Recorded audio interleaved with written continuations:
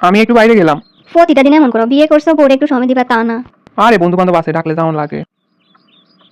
বদমাস ফোলা, তোর এখন বাইরে যাওয়ার কোন কাম আছে? হ্যাঁ, তুই এখনই বাইরে টোটো করতে যাইতেছস? হ্যাঁ, বিয়ে করাই দিছি, এখন তোর লগে সময় দিবি তা না? কি কো, আমি কি করে বইয়া থাকবো নাকি? আমি কি মাইয়া মানুষ? আমার বন্ধু বান্ধব আছে না? 25-26 বছর বন্ধু বান্ধবের লগে ফার করছস। হ্যাঁ, এখন হচ্ছে সংসার করণের বয়স। অফিস থেকে আইসস ফ্রেশ হইয়া কথাবার্তা কবি তা না, তুই এখন বাইরে যাওয়ানো শুরু করছস। তুমি তো দেখতেছি তোমার বৌমার পক্ষে। হয় বোমার পক্ষে থাকুম নাকি করমু? তোরা এরকম করবি, এরপর 2 দিন পর বউ চলিয়া যাইব। কপাল এরকম ভালো দেখা এরকমের একটা মাইয়া পাইছস। ও চলিয়া গেলে আইবনি একটা খবিস। খুব তো বাইরে গিয়া বন্ধুগুলোকে সময় দিতে পারস, ওই সময়টা ঘরে দিতে পারস না? বন্ধু বান্ধবের গুলো যা কই কি তোমাকে লগে কইতে পারমু? আগে কইতি বন্ধু বান্ধবের লগে সময় কাটাবি, তাইলে এতগুলো টাকা খরচ করে বিয়ে করাইতাম না। দেখ তোমরা বোঝোই না। আর বোঝন লাগবো না তোরে, 26টা বছর চিন্না আইসি। তোর বাপরে দেখছি সারা জীবন কাম গাছ কইরা আইয়া রান্না করে বইয়া থাকতো আমার পাশে, তুই এরকম ওই লিখির লেগা। আর এরকম করলে মানুষ এখন কইবো বউ পাগল। হয় বউ পাগল কি খারাপ জিনিস? হয়েছে তো তোমার শান্তি এবার?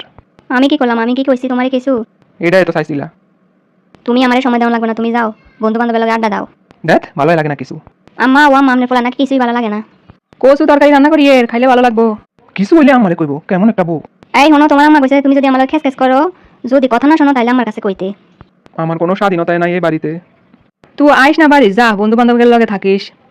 সব জায়গায় দেখলাম মা থাকে পোলার পক্ষে, আর তুমি দেখি তোমার বৌমার পক্ষে।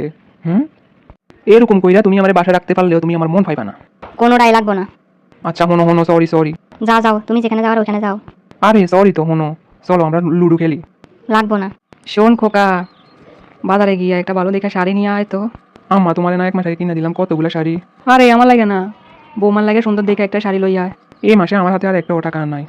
আরে আমার কাছে কিছু জমানো টাকা আছে, ডিম বিক্রি করছিলাম মুরগির। আম্মা তোমার ওই টাকা দিয়ে এখন শাড়ি করমু?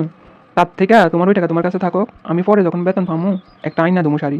আরে বেটা, তোর মাথার ভিতর কিছু আছে নাকি? কিছু মনে রাখতে পারস না? আজকে যে তোকে বিবাহ বার্ষিকী। আজকে বিবাহ বার্ষিকী, ও তা তো বুঝলাই গেছিলাম। জানি আয় একটা শাড়ি, আর বৌমা যা যা খাইতে পছন্দ করে তা কিছু নিয়ে আসিস। আজকে বিবাহ বার্ষিকী, এইটা কারো মনে নাই। মানুষের জামাই কত রোমান্টিক হয়, আর আমার কপালেও জুটছে। আম্মা আজকে একটা বড় বোনাস পাইছি কোম্পানি থেকে। কি বোনাস রে? অফিসিয়াল কাজের পাশাপাশি একটা পার্ট টাইম কাজ করতাম, ওর লাগে লাখানিক টাকা দিছে। ও তাইলে তো বালায়। ভাবতেছি টাকাগুলো দিয়ে কি করবো। আমি একটা কথা কই, কামে লাগবো। বৌমারে তো খালি কানের দুল আর আংটি দিয়ে আনছিলাম, ওই টাকা দিয়ে একটা হার বানাইয়া দে সুন্দর দেখি। তোর টাকাটাও অতটা নষ্ট হইলো না, আর বৌমারও একটা গয়না থাকলো। আমি আরো ভাবলাম আমার যে বাইকটা ওইটা পুরাতন হয়ে গেছে, নতুন মডেলের একটা কিনমু, বিক্রি কইরা এই টাকা মিলাইয়া। যেটা আছে এটা তো বেচতে মন চাইতেছে আমার, খালি অফিসে যাওয়া লাগে দেখা কিছু কইতাছি না। এখন আবার নতুন মডেল কিনা লাগবো?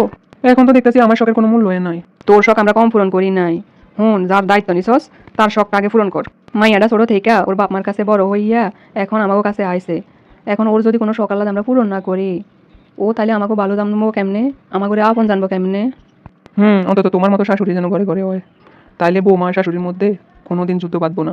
এদের কাছে বইয়ের কোনো দামই নাই, সারাক্ষণ মোবাইল মোবাইল মোবাইল। সারাক্ষণ তো মোবাইলের মধ্যে কি হয়, সারাক্ষণ খালি মোবাইল। দাঁড়া তোর মোবাইল দেখাইতেছি। আমার কাছে মোবাইলটা দে দেখি, দেখি তোকে মোবাইলে তো কি থাকে। সারাদিন টিপো, মন ভরে না তো গো। যতক্ষণ ঘরে থাকবি ততক্ষণ মোবাইল টিপি, এটা কেমন কথা?